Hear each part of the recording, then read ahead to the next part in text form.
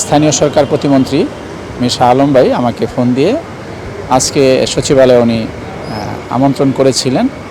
কারণ বিএনপির সংগ্রামী চেয়ারম্যান বাংলাদেশের মানুষের যে আশা আকাঙ্ক্ষার যে জায়গাটা, যাকে নিয়ে মানুষ ভাবছেন, সেই জনাব তারেক রহমান সাহেব সারা বাংলাদেশে যে সবুজায়ন এবং নদীমাতৃক এই দেশকে উনি সকল নদী লেকগুলোকে সৌন্দর্যবর্ধন যেগুলো ভরে গেছে খনন করা এবং বনায়ন করার যে কাজ উনি হাতে নিয়েছেন, সেই কাজটা আমরা দীর্ঘ 8 মাস পূর্ব থেকে শুরু করেছি। বিএনপির মহাসচিব বলেছিলেন যে তোমরা যদি সশরীরে থেকে এবং কাজটা করতে পারো, অবশ্যই কিছু শ্রমিক প্রয়োজন আছে, তাহলে একটা এত বর্জ্য, ওখানে বাজে ময়লা ছিল অনেক।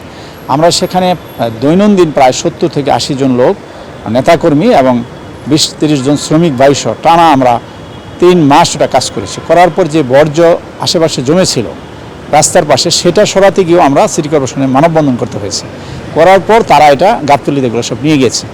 এখন আবার এটার এক্সটেনশন আরেকটু বাড়তি, যেটা বিজিএমের পিছনে আমরা আগামীকাল আমরা ওইখানে এসকেলেটর ভেকু আমরা নামাবো আমাদের নিজস্ব অর্থায়ন। এটাও আমাদের কিছু নেতাকর্মী আছে এবং আল্লাহর রহমতে আমার যেটা আমরা নিজেরাই সেটাকে সামর্থ্য অনুযায়ী কাজটা করছি। আমি প্রত্যেকটা জায়গায় আমরা দেখছি প্রধানমন্ত্রী যে কোনো অনুষ্ঠানে যান, এই আপনার বৃক্ষরোপণ এবং আপনার ক্লিন বিষয়টা নিয়ে যে সেভাবে কথা বলছেন, উনি চাচ্ছেন যে উনি যেহেতু ফ্যাসিস্টের সময় যে দীর্ঘ সময় বিদেশে বসবাস করতে বাধ্য হয়েছেন, সেই সর্বোচ্চ লন্ডনের সতীদাগার গণতন্ত্রের সে জায়গায় সে বসবাস করেছেন।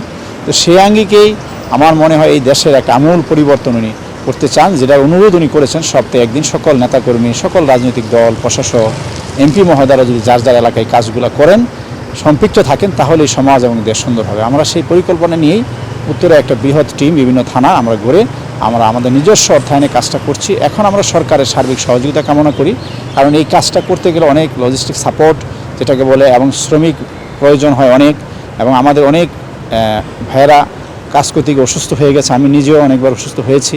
এগুলো আমি বিভিন্ন সময় আপনাদের মাধ্যমে আমি কথাগুলো তুলে ধরেছি, যে কারণেই আমাকে আজকে এখানে ডেকেছেন এবং আমরা ইনশাল্লাহ ফলপ্রসূ আলোচনা হয়েছে।